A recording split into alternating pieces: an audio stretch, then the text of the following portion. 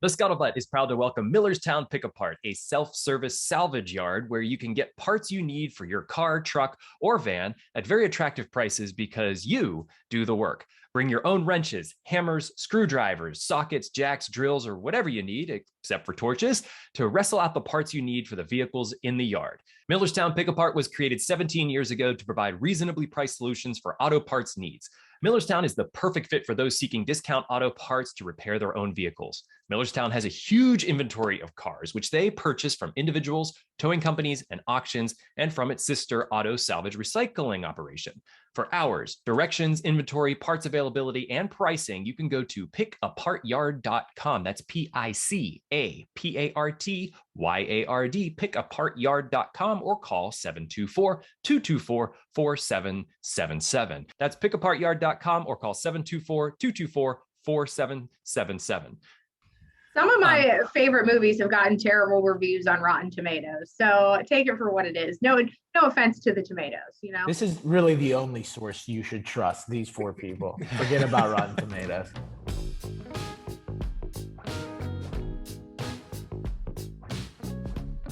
Welcome, everyone, to the Scuttlebutt. I'm your host, Sean Hall, Director of Programming with the Veterans Breakfast Club. If you're watching on YouTube, you may recognize some faces here. We decided to do a part 2 of post 9/11 war movies, but this time we got a little bit more specific. 2 movies in particular that we decided to watch over the last month because we're all crazy and we all have families and we're all trying to just live through the day here. But we watched 2 movies over the last month, one being Sandcastle from Netflix and the other being Billy Lynn's Long Halftime Walk, based on the book. You can rent it right now, which I guess I owe Catherine $4 for this because she has a lot to say.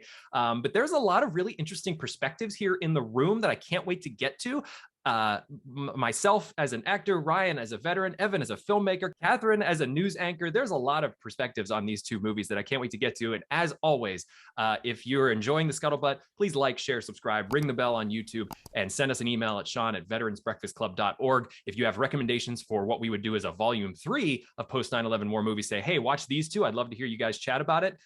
We will definitely do that because boy, there's a lot to get to today. So without further ado, we could do a real quick intro. Ryan All, if you want to go around the room real quick. Hi, everyone. My name is Ryan All. I'm an Army veteran. Excited to be here for another Scuttlebutt podcast discussing war movies, one of my favorite topics. Evan, welcome back to the Scuttlebutt. Glad to be back. My name is Evan Mulgrave. I'm a filmmaker. And I worked with the VBC on the film We Left as Brothers, where I followed a group of veterans back to Vietnam, visiting for the first time in 50 years since they served in the war. And excited to talk some shop. And Catherine, welcome again to the Scuttlebutt. Hi, yes, I'm Catherine, news anchor, as previously mentioned. Not a veteran, but proud advocate of reading the book before you watch the movie. Okay, so we'll start with Billy Lynn's Long Halftime Walk. Did you read the book before watching the movie? No, I didn't know there was a book, and now I wish I would have read the book because I feel like if I do, it's going to be forever scarred for me. It's possibly. So we'll start with that. I'm just going to toss that into the room. Billy Lynn's Long Halftime Walk. This movie is about, both of them are about a particular soldier. Billy Lynn's Long Halftime Walk is specifically about a soldier who has earned a Silver Star for gallantry in a battle that happens in Iraq. He's brought back with his unit to be commended, to be cheered on, and taken around the United States. Specifically in this movie, he's taken to a Dallas Cowboys, quote unquote. I say that because there was no NFL license in this game, but you kind of knew it was the Dallas Cowboys, though they're terrible in the movie. I guess they're still terrible in real life right now, but and I say that as a Steeler fan. But he's brought back. They're taken to a halftime show. Everybody's, there's the parade and all these things. A lot to break down just about that specifically, but he's still really broken up over what happened in this battle, and it's about sort of his journey in flashbacks to what happened in the battle and how he's coping with that, and a lot of really weird sexual undertones. A very strange cheerleader, very interesting civilians who are just going to ask you any question because I guess that's what you get as a veteran. Ryan, you could probably answer that question. Is the level of questions that the civilians ask this guy, like what you deal with? I mean, typically what I've noticed in my personal experience is you either get somebody who doesn't want to ask about them at all, or somebody who just asks a bunch of crazy questions. So it's not, yeah, I mean, that's been my experience. Catherine, I want to get to you first because you have a lot to say about this movie. Go ahead. yes, I have a lot to say about this movie. So there's a lot of things that I could talk about, but first I want to talk about, so I'm watching this movie, right? And I read the description and I'm watching it and I'm watching them go through like this halftime show. And the first thing I'm thinking was every time somebody interacts with this group of veterans, I'm like, are people really this stupid? I'm like, this movie, if I was a veteran watching this, I would think this would be like a little bit offensive, or not a little bit, a lot offensive, like some of the things these people are asking them. And then it occurred to me that maybe this movie is supposed to be that way, like educating people with the fact like, hey, this is not the right way to treat our veterans. So I think maybe I wouldn't say I came around to it because I still really dislike this movie, but like the lack of, I guess, common sense and how tone deaf people are, because I'm sure this happens when they interact with veterans, is amazing to me. And I would like to issue a public apology on behalf of all of the credible journalists out there for how they were represented in this movie, because no respecting journalist who studied this, who knows how to thoughtfully ask a question, would ever sit in a room with a group of combat veterans who were probably just weeks removed from being in a war zone and ask them like, what was the worst thing you saw over there? Or ask them about combat, or ask them to tell a group of people, of strangers, about what was arguably the worst day of their lives. Like that just does not happen. Journalists don't do that. Good ones anyway. It's true. Yeah. I mean, like that particular scene, and especially because like, you're right. Like the movie is saying something about how civilians ask questions of veterans, and like it's right in your face too. There's a lot of weird like fourth wall breaking where they're like, we're just going to film you talking directly to the camera because that's how we want to film this. Evan, you could speak about that in a minute, but definitely like the room where they were sitting and getting asked questions by the reporters was just very awkward. And then they would sort of flash over to like him imagining what they would answer with, like saying masturbation and different things like that. So it was sort of taking away from the power of maybe this is wrong that they're asking these questions. So I don't know, Evan. I think that's kind of like the main problem that I had with the film, is that there's these two very like differing competing tones, to where there's like this really like the comedy is trying to be very like cynical and satirical at times, but the human story of like him and his sister is like almost overtly saccharine and kind of like trying to tug at your heartstrings. And those two things, like they don't go together very well at all. So like you have those moments that, you know, they're trying to blow things up to it's seemingly to satirize how you know, the American public sees and treats veterans, but then the other like emotional aspects of the film are very like, they feel like ham-fisted, and I feel like those two compete and kind of clash at a lot of times. It seemed like he was trying to say a lot, like Billy Lynn's relationship with his sister is this odd, weird sort of thing, but like, you know, and they even made mention of it during the film of like, we know how you Texas boys are with your sisters. And it was just kind of like at first, when he first saw her, when he got back, I was like, wait, are these two together? Are they siblings? Yeah. Like, what is the Very relationship odd. here? I was very weird. But then the dad relationship, where he's like, it seems that he's crippled and in a wheelchair, but has some level, maybe he's a vet, we're not sure, but they never really explored his relationship with his dad, which seemed like there was a lot to mine there. Instead, we're like, you know, there's so many things that the film is trying to get to and flow through that you just sort of get, you know, the sort of base level stuff for a while. Ryan, what was your reaction when you were watching? I guess, yeah, I would agree. Like we kind of never went into the depths of all these different things that we're trying to get into. And I think kind of like one of the, you know, overarching themes, I guess, is like this relationship between, you know, the military service veteran and the public. and how that's portrayed. And I can see like that being like one of these major themes that goes throughout it, like the whole idea of like presenting these guys at a football game and the rah rah rah, and they're talking about, you know, movie deals and how much money they're going to get, and it's, you know, kind of this capitalist take on, you know, monetizing your service in some way. And it came off to me as, you know, this whole very cynical look, and intentionally, I believe, you know, at the relationship between, you know, how service members are treated and how the public views them. And that you know, but again, not completely explored, right? Not being able to get down into the nitty gritty of what that is all about, and why that's an issue, and the other social impacts of a military civilian divide. But but then, you know, just the trauma that these guys go through and the manner in which that they portray that, you know, is hard to, you know, it's hard to, you know, for me to fault or to find fault with trying to portray that, which I think is good so that people can understand like what war is about.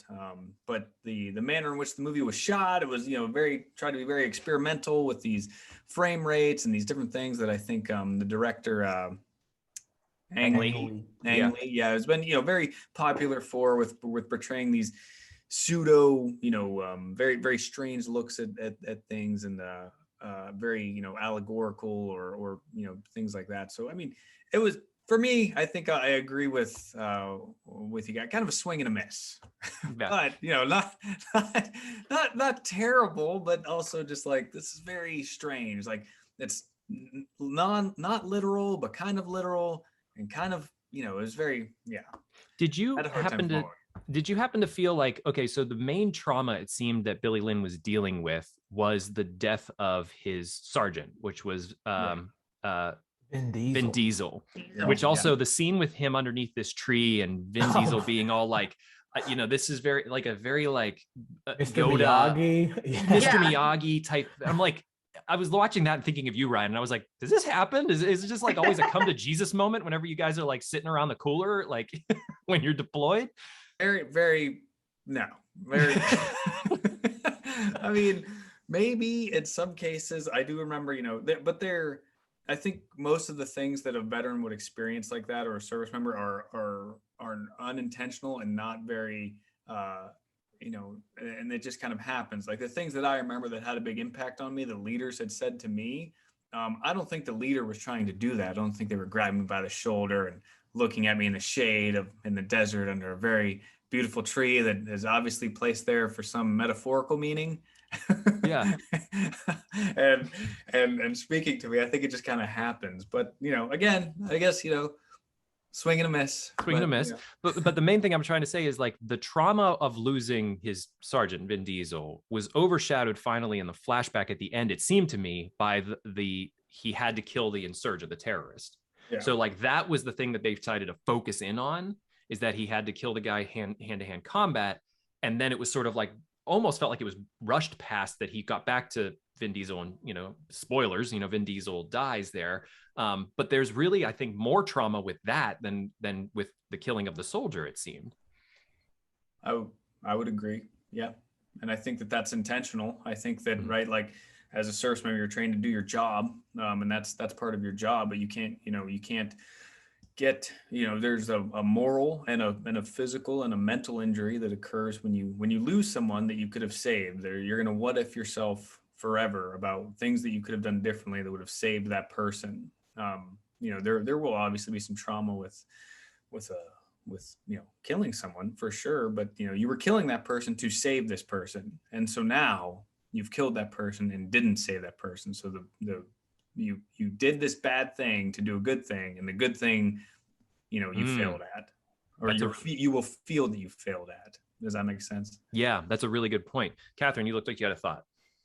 Yeah, I just kind of along what we're saying, I wish that they had focused more in the movie, kind of like you guys were saying, on the trauma and how this group felt coming home, rather than like, oh, look at this spectacle they made of them. Because I worry sometimes that like people see this stuff, and then maybe not now, because this was set, you know, years past. Now we have kind of more of an understanding, I think, of how, you know, veterans feel when they are coming home, you know, from Iraq and Afghanistan and things like that. But I just hope people don't see this and go like, oh, it's fine. We can parade them out and just like, you know, do all these things for them and ask all these intrusive questions. Like, I just hope people are watching this and taking it for what it is and realizing that like there are some of these service members that have trauma, and it's not okay to walk up to somebody and be like, hey, have you ever killed a guy?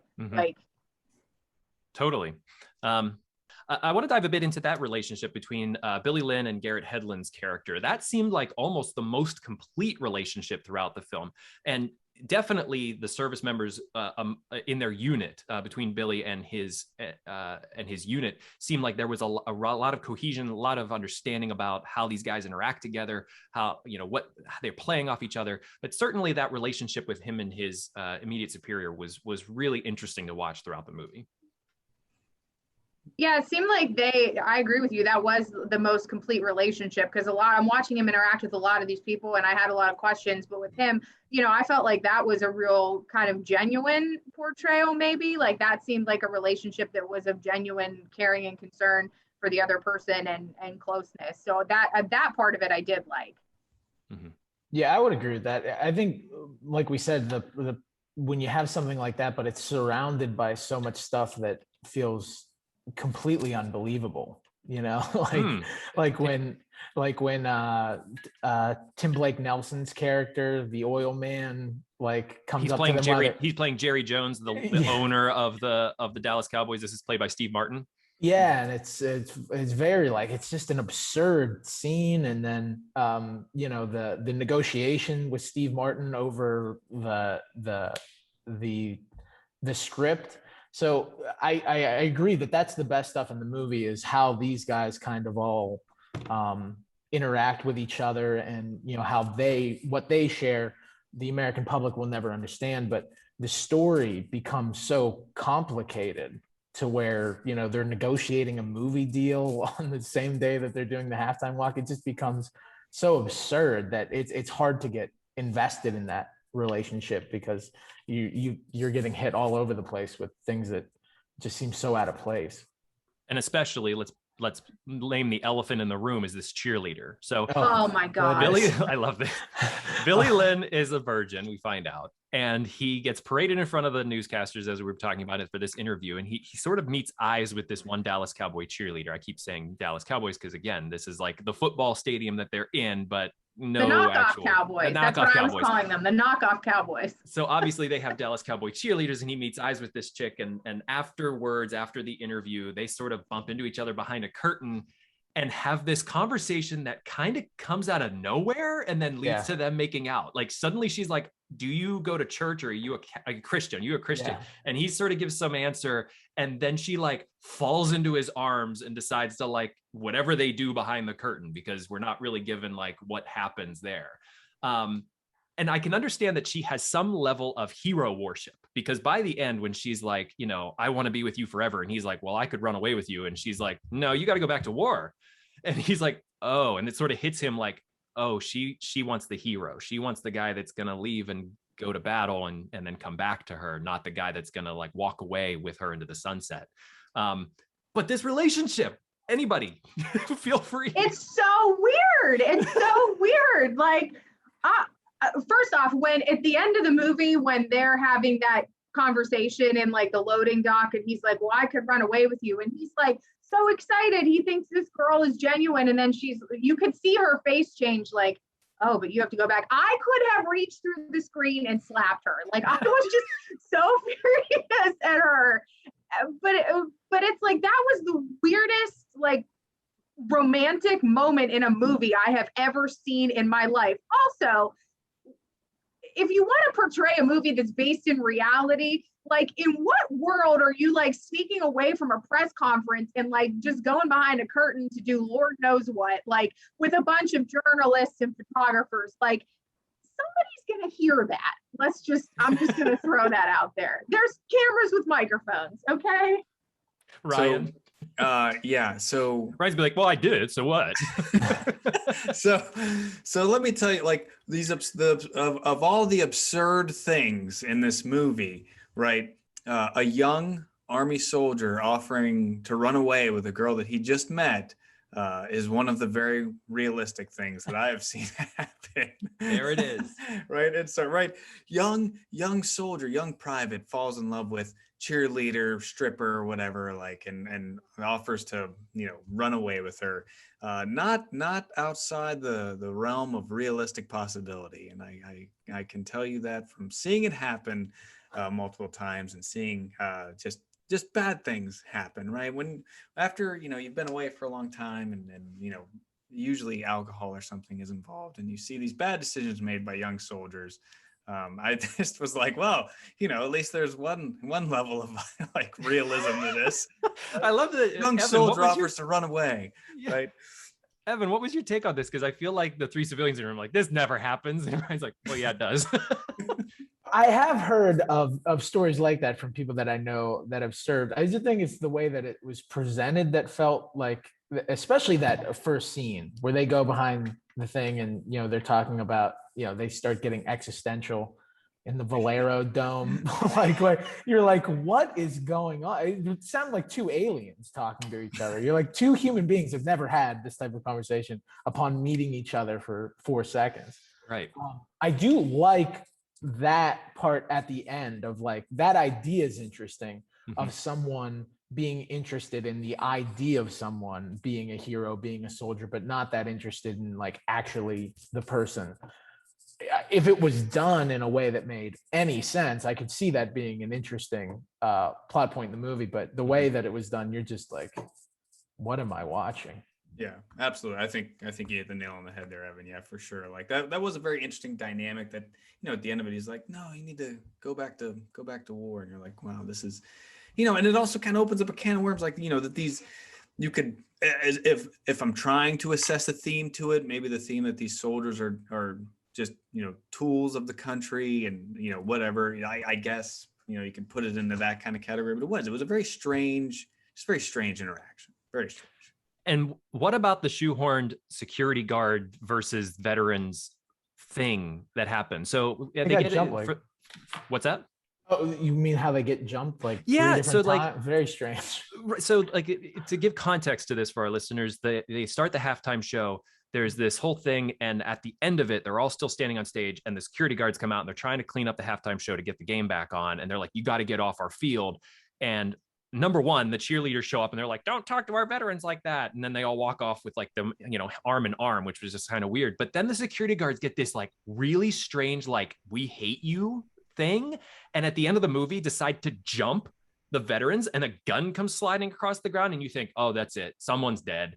But thankfully, the captain or staff sergeant, he picks up the gun and fires in the air, and everybody disperses. And then out of nowhere, the cops are like taking the security guards away. But like out of nowhere, you get this like, security guards just run out and start beating on the veterans, who are then defending themselves. And you're like, what is happening? Like, why is this happening? I feel like this is another example of there was too much in this movie. Like that, none of that needed to be there. All that bizarre relationship. Cause like, I mean, I don't know, at least in anything I've ever heard of, I don't know that people actively try to fight veterans when they see them in public for no reason. So this is where Ryan chimes in with, well, okay. So I have to view this whole movie as like metaphorical. Like, so every time something happens in this movie, which is a lot, where I go, why are they doing that? What does this mean? Like, I have to think to myself, what are the bodyguards representing in this case? Because it's not literal bodyguards, right? Like, what are they representing in this place? Is it capitalism beating them up? Is it the country? Is it the military civilian divide beating them up? Is it the civilians not caring about veterans when they come home, or the VA, or what is it? Like, what is like, what are the bodyguards representing in this case? And I guess it's just an open question, because it's difficult to answer. We need to watch this movie through Vin Diesel's character's eyes, because I feel like he was very like philosophical, and he would have the answer for that. Because I don't know, Ryan's looking into this way deeper than I did, because I just looked at it for what it was, and I was like, this is insane. Can I fast forward? Unfortunately, Vin Diesel would talk to it straight to the camera and give that really weird smile that happened at some point where he was like, very strange. And he'd have that elephant, that little elephant that he had perched in their military vehicle. Yeah. That would be there too for the conversation. Evan, did you catch any metaphorical feelings there at the end with the security guards? Not the security guards in particular. I think that Ryan is right though, that I think a lot of things are it almost like, because of like the out of place comedy and things like that, there were times where I really felt like he was trying to make a satire, but he didn't go like far enough with it in order for it to make, like, it didn't feel like Dr. Strangelove or something like that. It wasn't that kind of funny, satirical kind of thing. And, you know, I think, you know, he had mentioned before about the frame rate. And if anybody doesn't know, Ang Lee has always been a filmmaker to kind of embrace newer technologies like Crouching Tiger, Hidden Dragon, with the stunt work. Life of Pi, he was kind of the first, like, to do a 3D film with a more artistic sensibility. And it seems like he was more interested in that technology and utilizing that to tell a story than he really was by making a coherent message with this. You know, we were talking about them like breaking the fourth wall and things like that, and reading about it with a higher frame rate, he wanted it to seem immersive. So a lot of your characters are staring like right at Billy Lynn to put you in his shoes. And I think that maybe he thought that all these things would go over better if you were put in that place of the character. It felt like it was happening to you. And I just don't think that happened. I think it creates kind of this strange feeling among all of us where it just kind of makes you uncomfortable, especially when things are not making any sense. Like, I feel like I'm like lost in the woods here.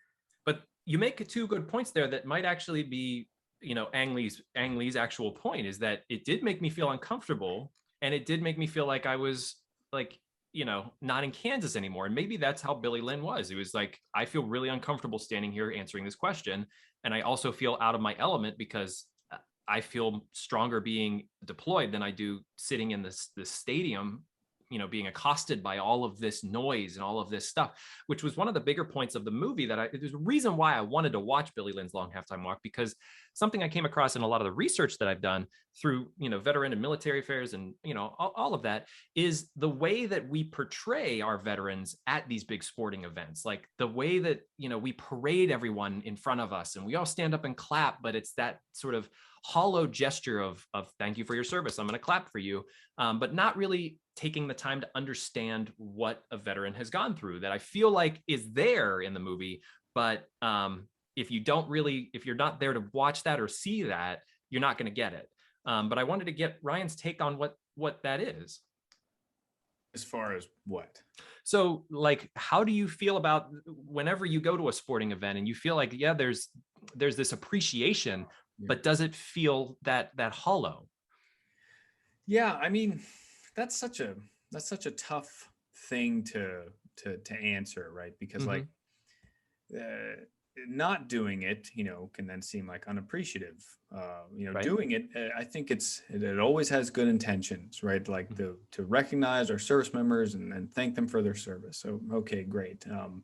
But you know, sometimes it can, especially I think with this movie, like really just tried to hammer home, is it feels, you know, kind of contrived, and that it's not really about thanking or understanding what they're going through or having some level of connection with the conflict that they're in. It's just about kind of making yourself feel better because you did something and now you're a part of, you know, the fight because you helped them, you recognized them when they came home from it.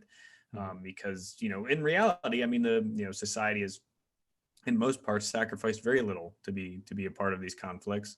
And I think that that's a way that they attempt to, at some level, make themselves feel better.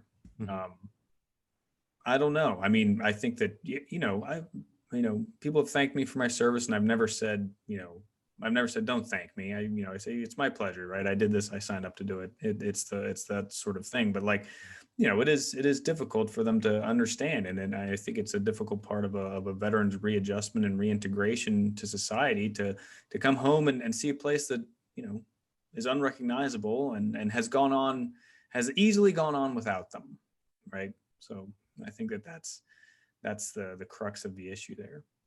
Yeah, it was an interesting thing because, like I said, in the research that I've done, this movie came up, and that's why I was like, I should watch that to understand what they're talking about, like understand maybe why it's like, yeah, I like showing appreciation at our sporting events and things like that, but how to get more involved, how to understand more, and how to move beyond just showing that appreciation. And that's a much deeper thing for this movie than what this movie was able to show, but it definitely touches on it. So it's something to sort of see if you ever do end up watching the movie, is, why is this happening, and is this the right way to go about it, and how can we show appreciation in a different way that means more. Sure. Yeah. And like I said, like it's not wrong. It's certainly not wrong. And I've never felt like at any of these sporting events or anything like that, that's not wrong. It's not wrong for you to want to thank your service members. I think it's great. I think that's fantastic. At least it keeps those things on the top of mind for some people, that there are people out there fighting and serving and doing those things.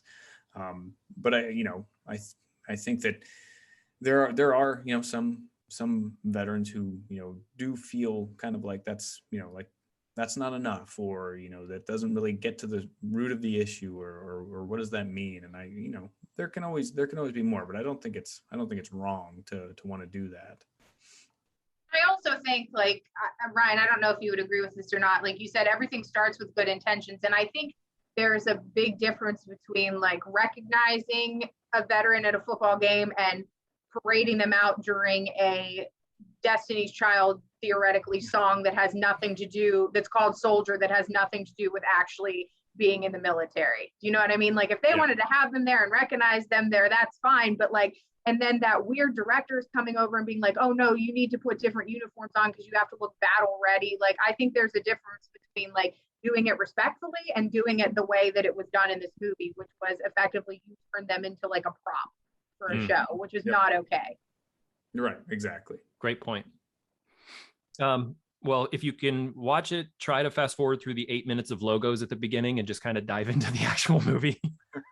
It's like, if I'm going to fall asleep before the movie even starts, like, come on, we know everybody who made the movie. That's great. Good for you. Like, let's get into it.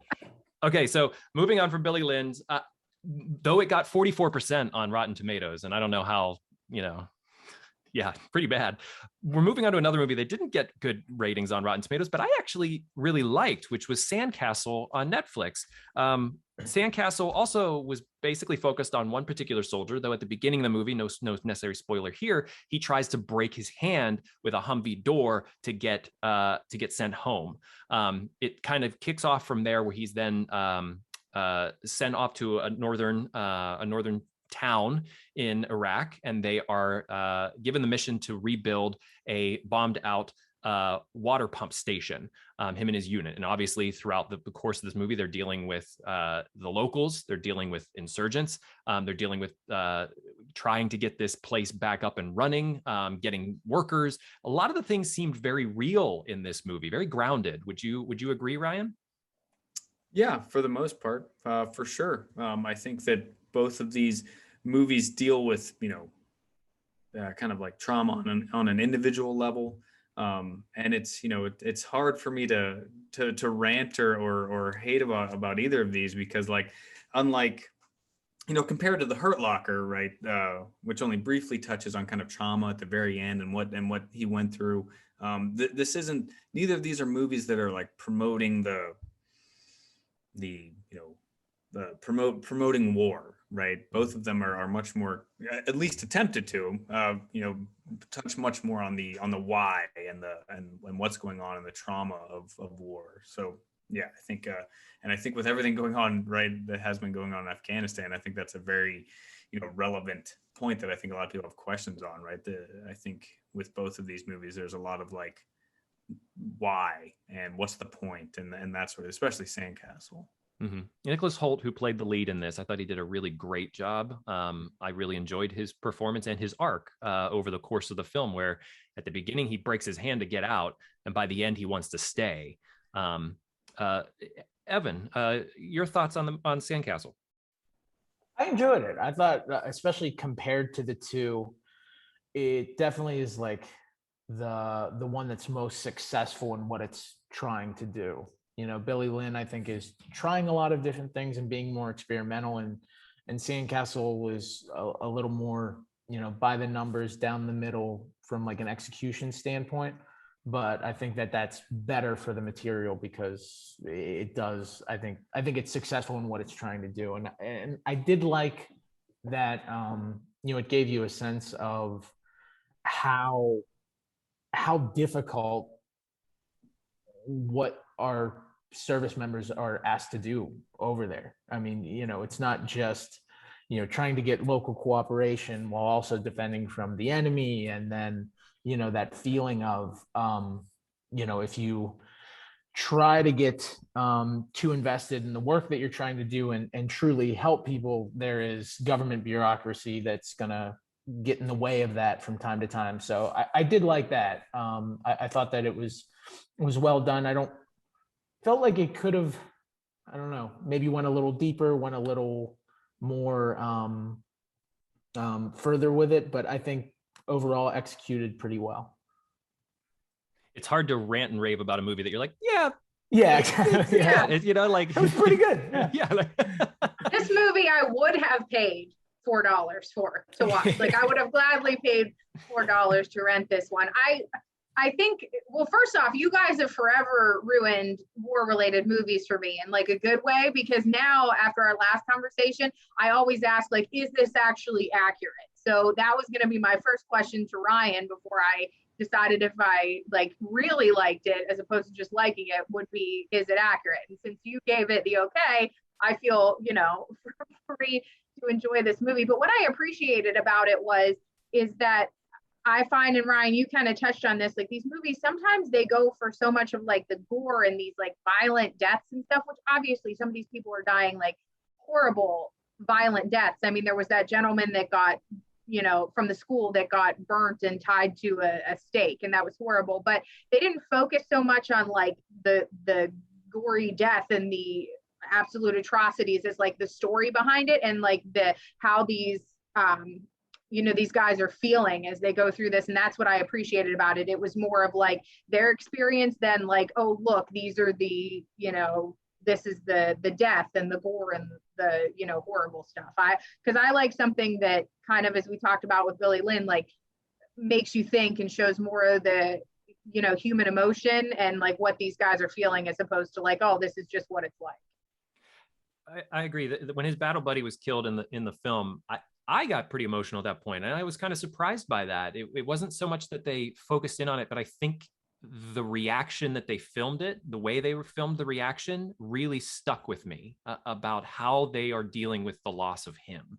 And I liked that they as much as they didn't focus on that in Billy Lynn, the way that they shot it, the director and the cinematographers, they showed this happen in Sandcastle was, I thought, so much more effective.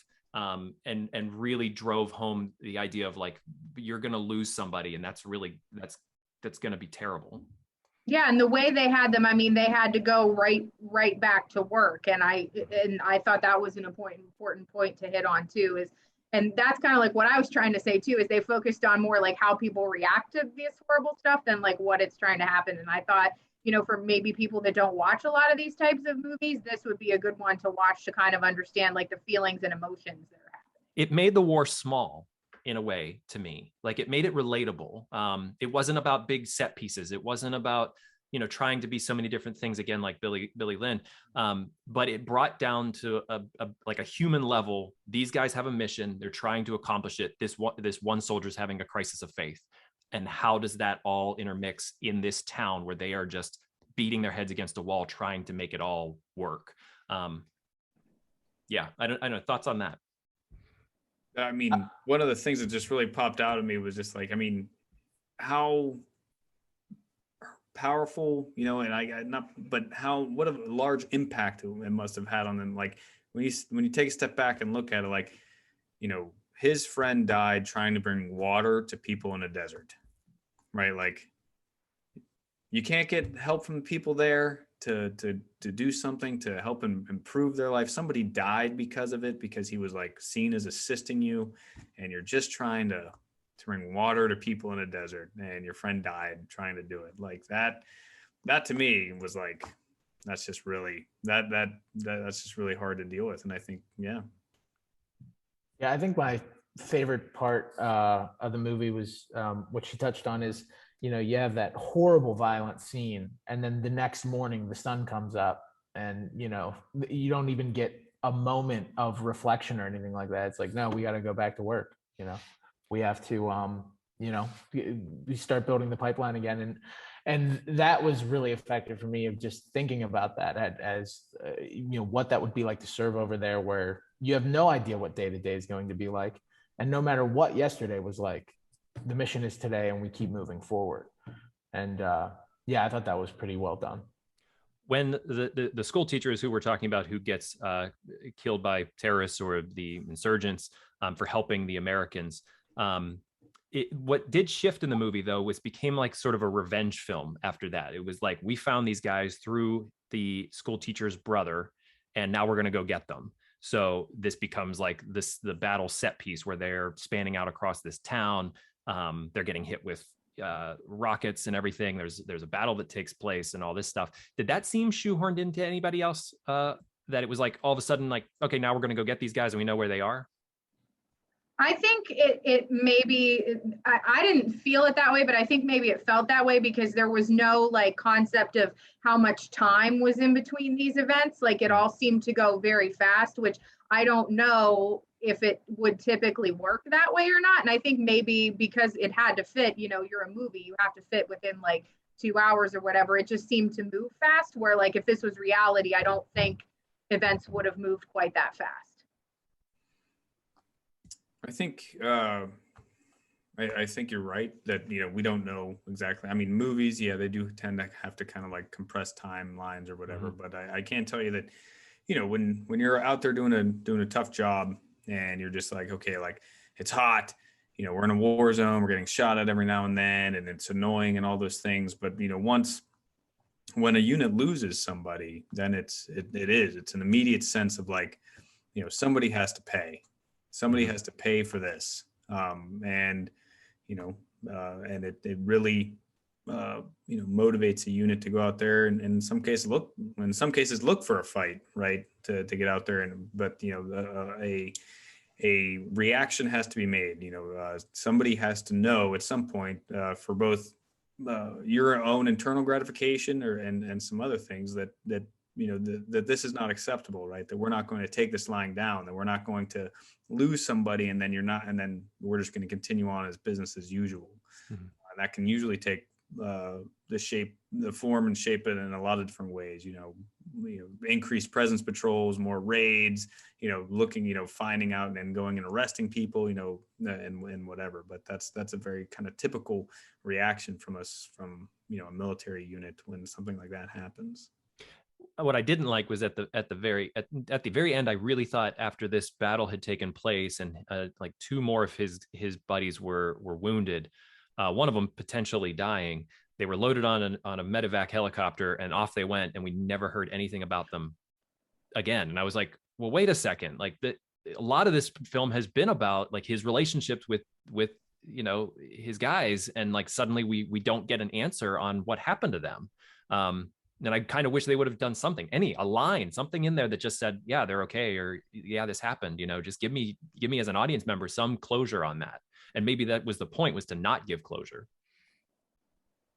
I was waiting at the end for some like thing before the credits that said, oh, they lived, or some, how like you have in movies. That's what I was waiting for. And I heard nothing. And I was watching this with my husband, and I turned to him and I said, but what about his buddies? That was what I was concerned about.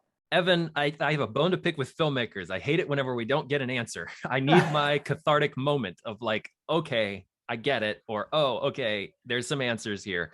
The end of The Departed, so much like that, where he's just like, here's a box, look in it for something. And she looks in it and you don't know what it is. And I'm still 10, 15 years later trying to figure out what's in that dang box.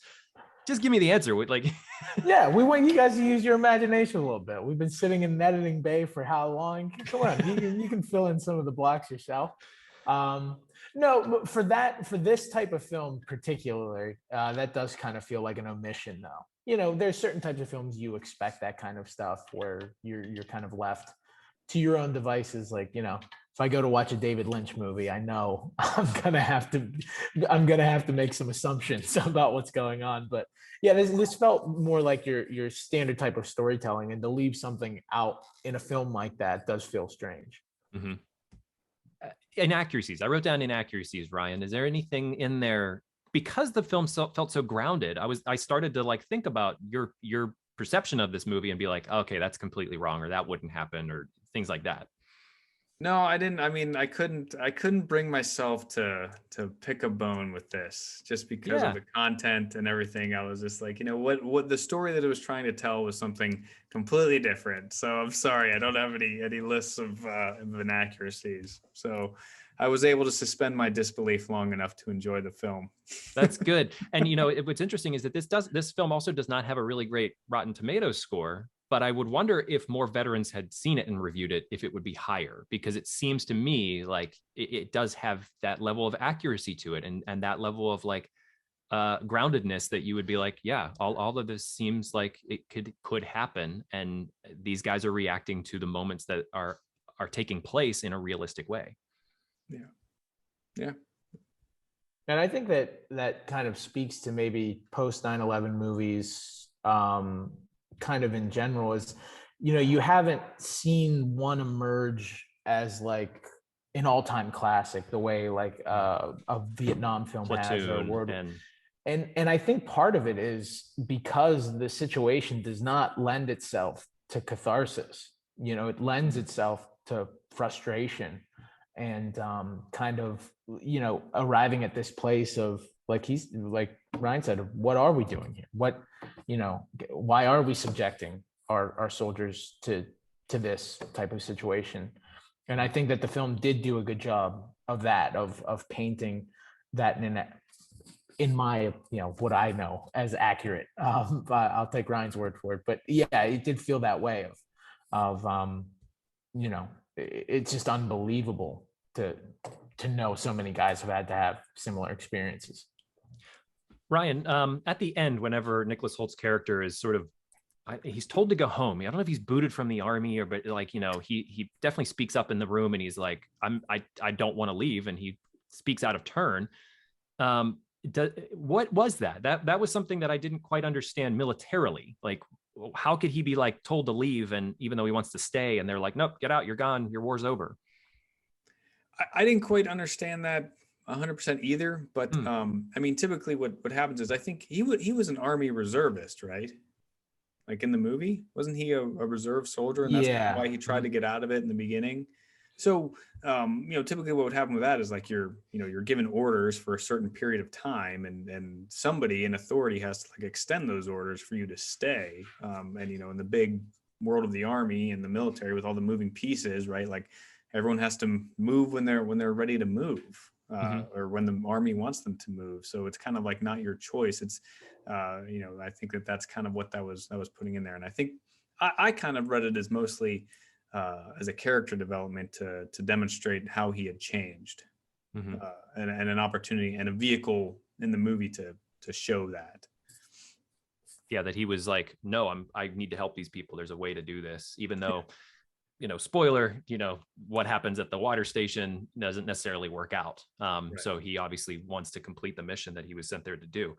The one thing that I felt really out of place was his shower scene there at the end. It was not gratuitous, but it was just enough that it was like, it sort of took you out of what was going on. I understand that they've been fighting to get water. He hadn't had a shower in a long time, but I did feel that was sort of just like, why are we showing that much? Like, there didn't need to be that much in sort of this movie. I don't know.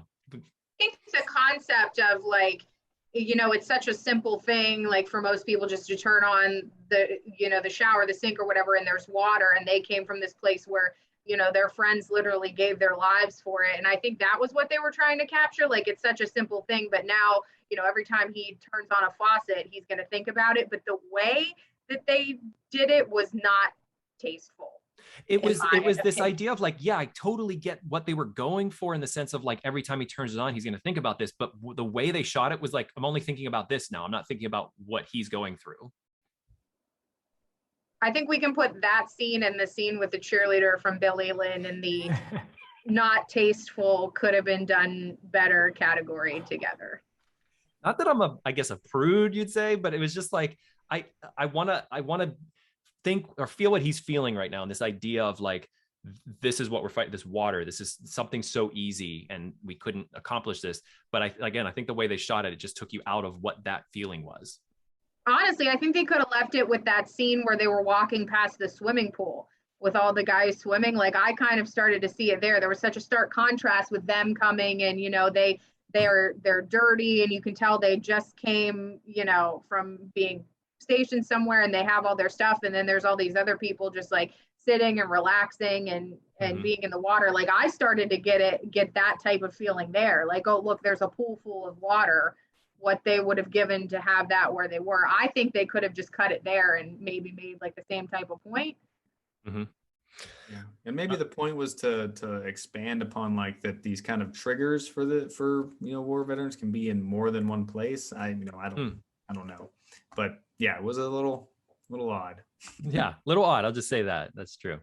Okay, so everybody, if you're saying for Billy Lynn a thumbs up or thumbs down for our audience, I would kind of keep it in the middle. I would almost, and you guys might hate me for this, I might almost put it on a thumbs up simply because I want to hear more people rant and rave about this movie. It's too much fun. So I would recommend it simply just because I would want to hear people talk about it. As for a movie, I'd probably go thumbs down. I've softened a little on it after hearing the philosophies of Ryan. You know, looking at stuff as metaphors, but I'd still give it a down. I feel like there's no other way to look at it. It's so absurd. I mean, it was like I've softened a little bit. I just had very, very strong feelings about it. So I will not be renting it again. No, I would not. Or I would not watch it. Yeah. Yeah. Right. Not a purchase. Not even another rental. Not even if it was free and playing in the background, I'd probably turn it off. Yeah.